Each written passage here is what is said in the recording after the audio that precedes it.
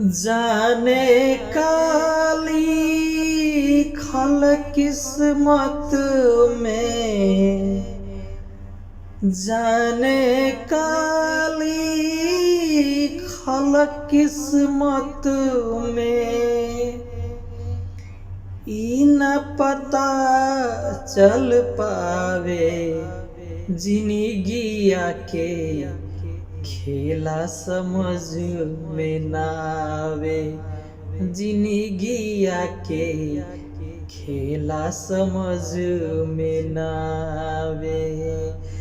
जाने काली खल किस्मत में, ई न पता चल पावे जिंदगिया के खेला समझ में न आवे।